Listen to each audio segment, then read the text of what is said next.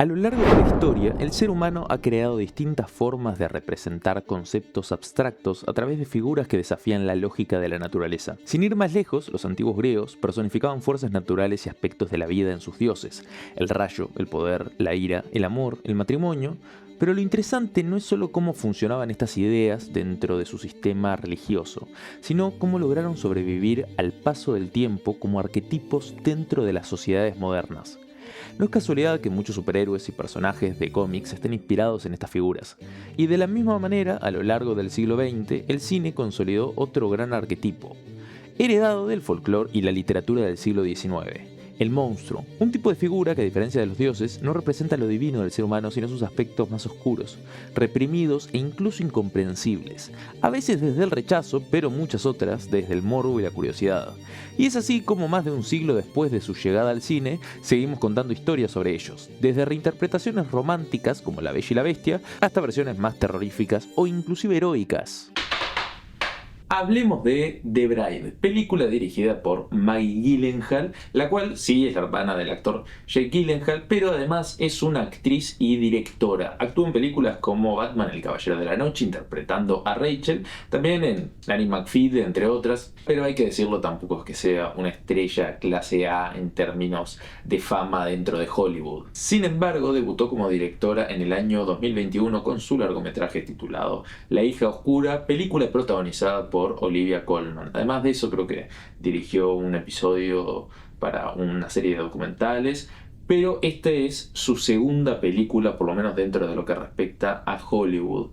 Y la película se basa en la película titulada La novia de Frankenstein del año 1935. En esta ocasión la protagonista es Jessie Buckley, la cual vimos este año en Hamnet, la cual no reseñé porque me pareció que iba a ponerme, era muy dramática y no sé, pero si ustedes quieren que la reseñe a destiempo, obviamente pónganlo en los comentarios y iré al cine a verla para reseñarla y dar una opinión que espero que sea distinta al resto de opiniones que pululan por el internet. Y también, como no, tenemos al GOAT, al mejor de todos los tiempos, al único y al verdadero Batman que tendré siempre en mi corazón, el señor Christian Bale. Debemos reconocer, por más que me duela decirlo, que el galés tuvo una carrera que parecía muy prometedora a mediados de sus 20 y principios de sus 30, actuando en cintas como The Prestige de Christopher Nolan, obviamente la saga de Batman también dirigida por Nolan, American Psycho.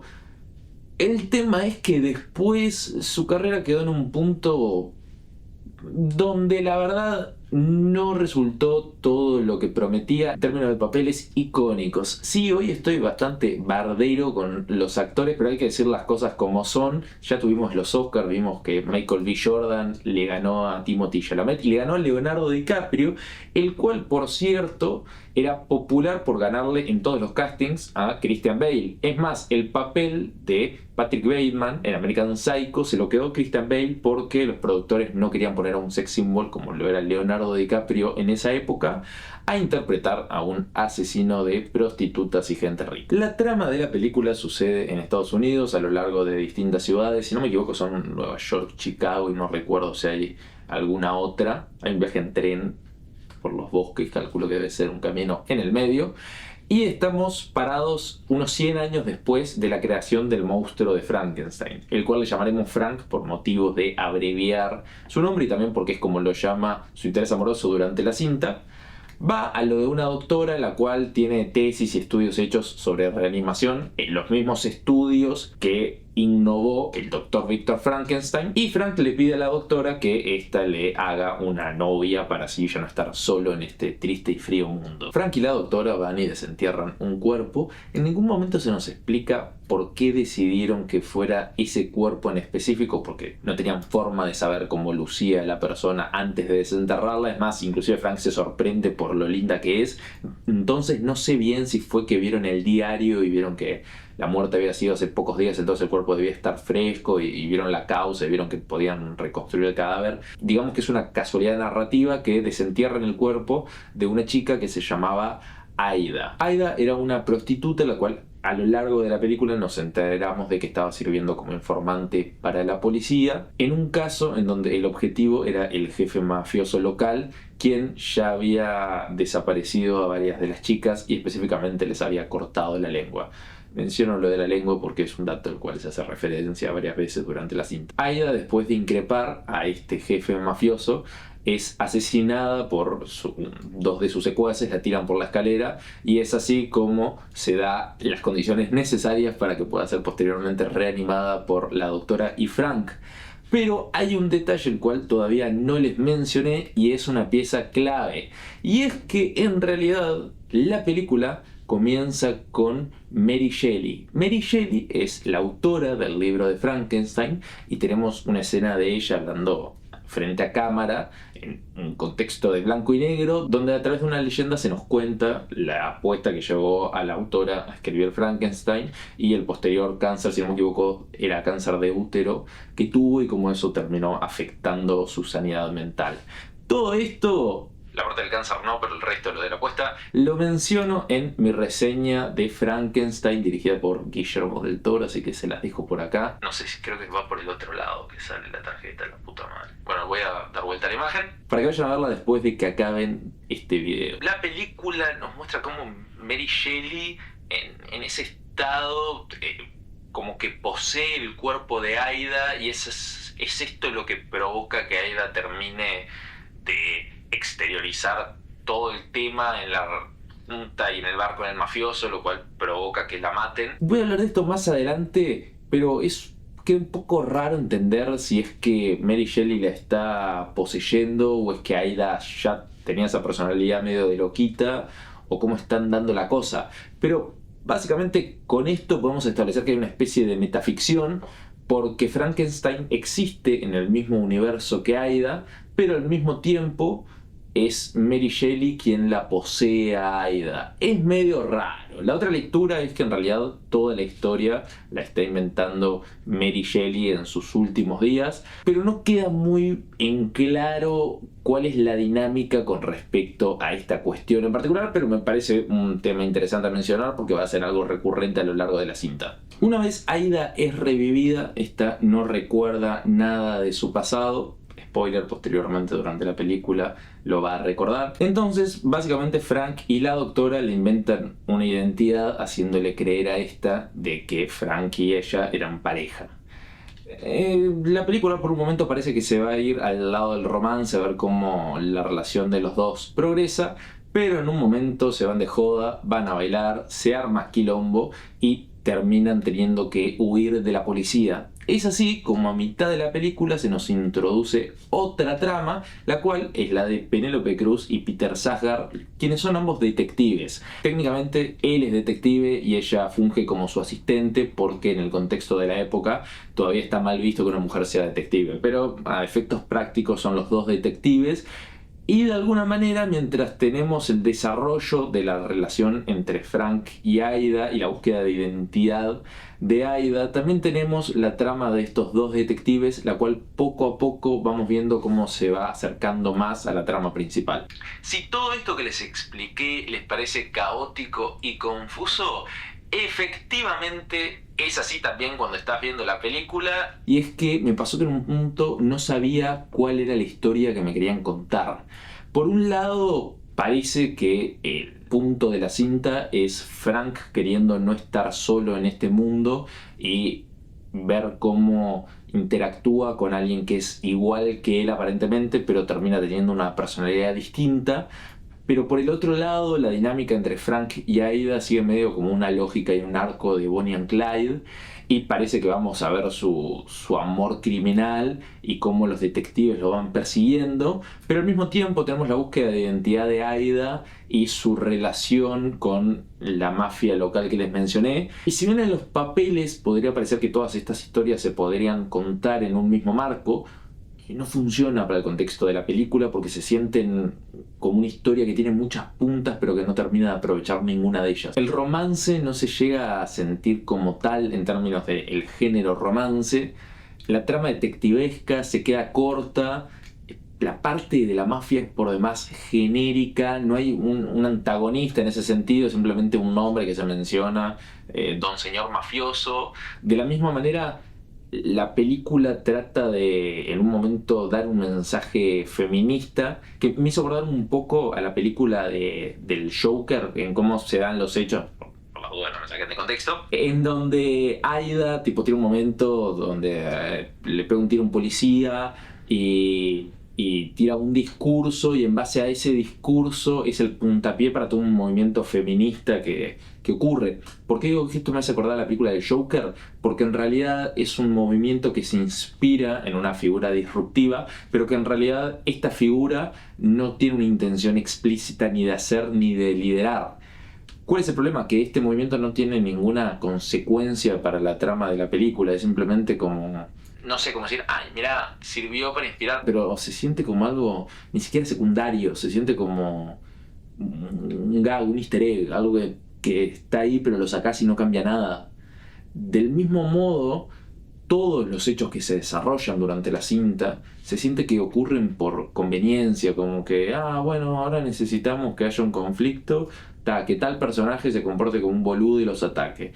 Bueno, ahora necesitamos que haya un giro, que estos dos personajes se conocieron. Y entonces llega un momento que no se sabe o no se entiende cuál es la trama que se está siguiendo. No hay una sensación de que me están contando una historia unificada, sino más bien parece una consecuencia de hechos. Creo que hasta cierto punto, si todas estas subtramas y esta estructura caótica estuvieran desarrolladas en una temporada, una serie, obviamente bien escrita, creo que podría funcionar más, pero en lo que respecta a una película y a la estructura, me parece que falla rotundamente. Y esto lleva al segundo problema, y es la falta de un protagonista activo. Aparentemente hay dos protagonistas. Por un lado tenemos a Aida, la cual vendría a ser la novia o The Bride, el título de la película, la cual no tenemos tiempo de conocer antes de ser reanimada y poseída por Mary Shelley, o mejor dicho al revés, antes de ser poseída por Mary Shelley, luego la matan y luego la reaniman. No se entiende si esta personalidad caótica que tiene, no quiero ponerme a decir enfermedades mentales, pero parece que tiene medio un turete esquizofrénico por ahí, ¿es algo parte de ella como persona o individuo, o es una consecuencia de tener al fantasma de la escritora en la cabeza? Esto provoca que las acciones que toma el personaje no se sientan orientadas a un objetivo o a necesidades emocionales, sino simplemente a necesidades de la trama. Es como, bueno, soy un agente del caos y actúo así. Y por otro lado, Frankenstein sí tiene una motivación clara, la cual es justamente no estar solo en el mundo y que se crea alguien como él. Y si bien esto funciona en el primer cuarto de la película para mantener la tensión, luego Frank se limita a reaccionar a lo que hace Aida y a decir, ay, estoy bien con vos y mientras estemos juntos no pasa nada. Y de nuevo, no van hacia ningún lado los personajes.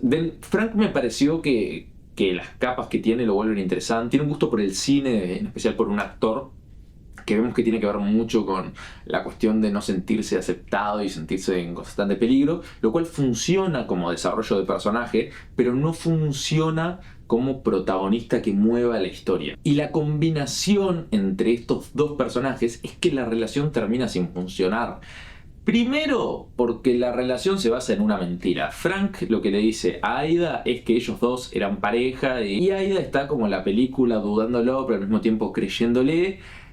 Y medio que se siente como que, no quiero hablar de forma vulgar, pero medio que se terminan cogiendo porque pinta nomás. Aida cerca del final de la película dice, sí, lo amo profundamente. Pero en realidad en ningún momento Frank hizo algo o generó un momento de conexión emocional con Aida que dé lugar a eso. Sí, Frank en un momento la salva cuando a ella la atacan, pero más allá de esta dinámica de la mujer que se pone en peligro y el hombre que viene a salvarla sacando su monstruo interior, no hay una construcción de la relación real. Como digo, en un momento me dio esas vibras de Bonnie y Clyde por el tema del romance adrenalínico, pero inclusive en un momento se nos introduce una subtrama romántica que tiene el detective, como digo, protagonizado por Peter Sagar, con Aida. Y creo que tenía más potencial esa trama romántica que la propia dinámica entre Frank y Aida. Se queda inconclusa, no es satisfactoria y se siente blanda, líquida. Y hablando de cosas líquidas, tenemos que hablar de la definición de feminismo que presenta esta película. La verdad me parece una forma de abordar la temática muy poco interesante, muy poco inteligente y muy poco contundente. ¿Cuál es el enfoque feminista?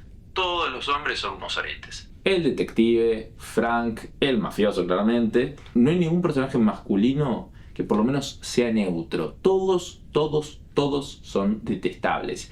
Sí, Frank es el más empatizable, pero porque lo vemos más como desde ese lugar de víctima, pero inclusive ahí le está mintiendo durante toda la película a Aida para que ésta siga con él. O sea, es un manipulador y encima al final tenemos que sentir empatía por él y decir, ay no, ellos son la pareja perfecta, sí.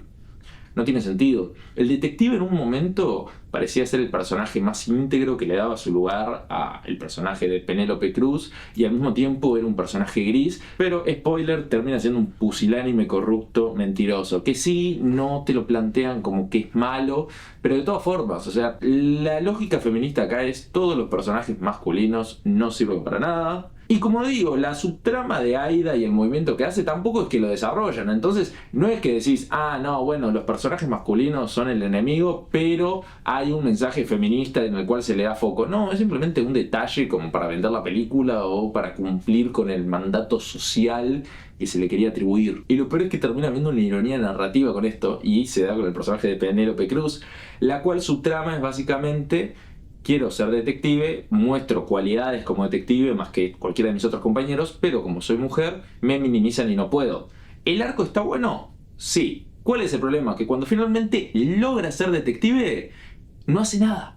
O sea, la película podría haber seguido igual sin ella ahí y hubiese sido el mismo destino. Sí, a lo último da lugar para que haya un final feliz y sirve un poquito en ese sentido, pero básicamente la película está todo el tiempo remarcándonos el subtexto de que por ser mujer no tiene el lugar que merece, y una vez que se le da ese lugar que nos mostró merecer, no hace nada con ese lugar, no sirve para nada, termina siendo un decorado narrativo simplemente para tener a una actriz taquillera más en el reparto. De todas formas, no todo en esta película me pareció negativo, creo que las actuaciones son sin duda lo que mejor funciona, todo el reparto está muy bien y siento que es uno de esos casos donde las actuaciones sirven para darle más dimensiones a personajes, los cuales, si nos limitamos solo al guión, están planteados de manera bastante planos. Pero sin lugar a duda los que más destacan son los protagonistas, o sea, Jessie Buckley y Christian Bale. Christian Bale está muy bien, como siempre, tiene una caracterización como el monstruo que me gusta mucho. Esto en realidad es otro punto aparte de las actuaciones, que es el diseño de arte, pero me gusta, siento que tiene un punto medio entre el Frankenstein del libro con la versión más clásica de las películas del siglo XX que estamos acostumbrados, con la cicatriz en la frente, y tiene eso, un diseño bastante monstruoso, me gustó que fuera feo. Y Bale, sobre todo con la voz y los gestos, logra construir un Frankenstein que se siente bastante tridimensional. Y Jessie Buckley para mí es la mejor actuación de toda la película, sobre todo porque rema un personaje el cual es insufrible. Tiene que estar todo el tiempo actuando como loca, el personaje tiene contados momentos donde está en una tesitura más normal y ella tiene que estar todo el tiempo saltando a estados emocionales opuestos y sin mucha justificación. Siento que la actriz, la verdad, hizo un laburazo para comprometerse con defender a ese personaje y esa performance, y lo hace de gran manera. Acá me parece que sería justo darle los créditos correspondientes a la directora. No estuvo en el rodaje, claramente. No sé cómo fue la dinámica con respecto a si había un director de actores aparte, pero en este caso Maggie Gyllenhaal, como digo, tiene experiencia sobrada como actriz, y quiero pensar que el que las actuaciones en su conjunto sea el mejor apartado de la película tiene mucho que ver con el enfoque de la directora. Así que en ese sentido, mis respetos a Maggie Gyllenhaal, la cual le dije que no era muy exitosa, pero se lo dice un flaco en YouTube,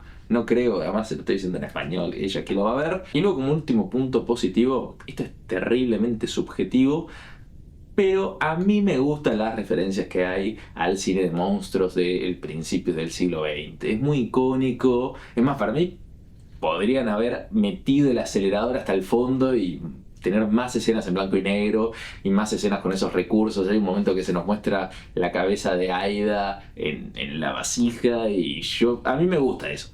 ¿Qué voy a decir? A mí me gusta. Es más, la película Van Helsing, no recuerdo el año, pero creo que es 2004-2006, la cual es muy bardeada por el CGI, porque es una película de acción promedio con actuaciones un poco exageradas. Comienza justamente con una escena blanco y negro haciendo homenaje al cine de monstruos clásicos y es algo que va. A mí si me combinás monstruos con blanco y negro, ya me compras. La verdad, me gustó mucho. Seguramente robe algún detalle de ahí para el próximo cortometraje que voy a arrancar a escribir. Y aprovechen para ver el cortometraje que subí a YouTube hace 2 semanas titulado ¿Dónde está? Como conclusión, creo que la manera más efectiva de resumir esta película es haciendo un paralelismo con el propio monstruo que representa. Al igual que Frankenstein, quien está hecho de partes de muchos hombres, esta película parece que está hecha de partes de muchos géneros, terminando en una criatura con potencial, con originalidad, pero que termina siendo simplemente fea. Igual tengo que decir que más allá de las cosas que no me gustaron de esta película, reitero que soy fan del cine de monstruos y me da un poco a pensar cuál es el lugar que van a seguir teniendo los monstruos en el cine. Este año tenemos el estreno de Werewolf, la cual va a ser dirigida por Robert Eggers, el mismo director de The Witch, El Faro, The Northman y Nosferatu. Promete bastante simplemente por el director y lo consistente que es en su filmografía. Dado que el año pasado tuvimos otra película de Frankenstein, me hace creer que los monstruos en el cine todavía tienen un potencial que darnos, siempre y cuando haya directores comprometidos a contar su historia. En este caso me parece que es una historia valiente y original, pero que termina fallando estrepitosamente en el cómo y que quiere abarcar más de lo que puede apretar. Con esa frase del 1800 cerramos este video. Si llegaste hasta acá, te agradezco que le des like al video, compartas, te suscribas si no lo estás. Y sin nada más que agregar, un saludo y muchas gracias.